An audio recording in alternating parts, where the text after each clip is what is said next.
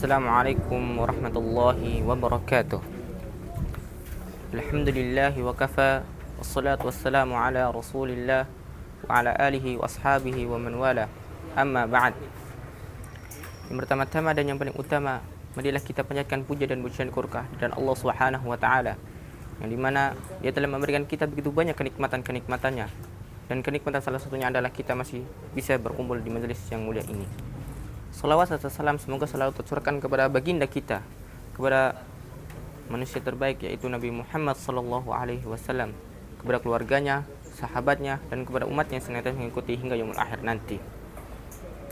Insyaallah saya di sini akan menjelaskan tentang pentingnya berbakti kepada kedua orang tua.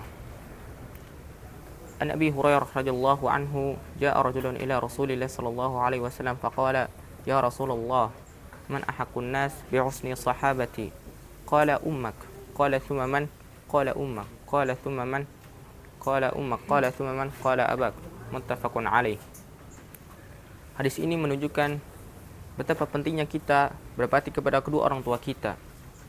Sesungguhnya hak kedua orang tua itu sangat agung dan sangat mulia.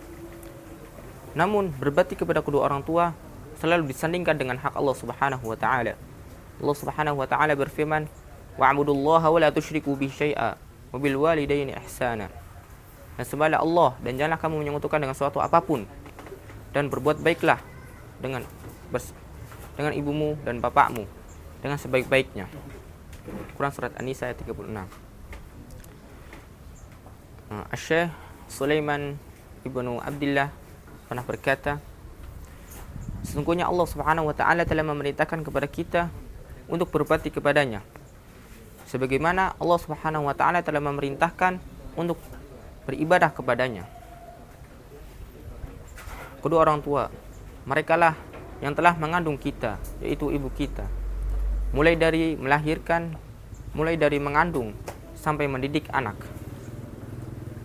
Maka semestinya kita harus mengucapkan terima kasih kepada mereka, karena mereka telah berkorban hanya untuk kebaikan kita di dunia maupun di akhirat.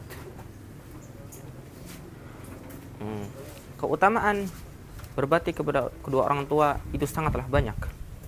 Dan salah satunya adalah kita melaksanakan perintah Allah Subhanahu wa taala, yang dimana Allah Subhanahu wa taala berfirman, "Wa qadha rabbuka alla ta'budu illa iyyahu wa bil walidaini ihsana."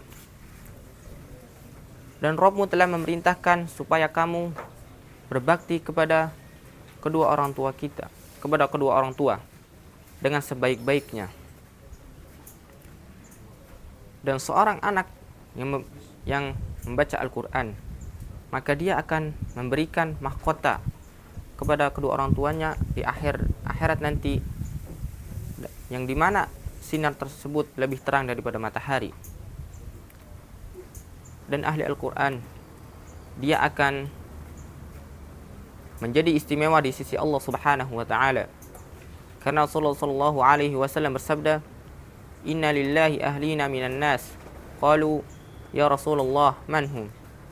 Qala, "Hum ahlul Quran, ahlullahi wa khassatuhu."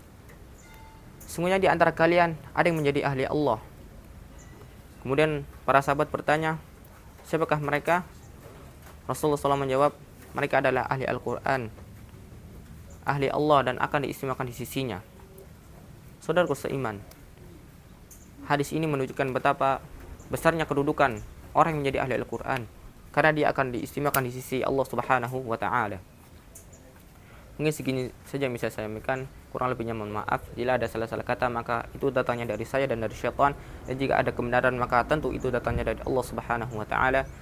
Wabillahi taufiq wal hidayah. Wassalamualaikum warahmatullahi wabarakatuh.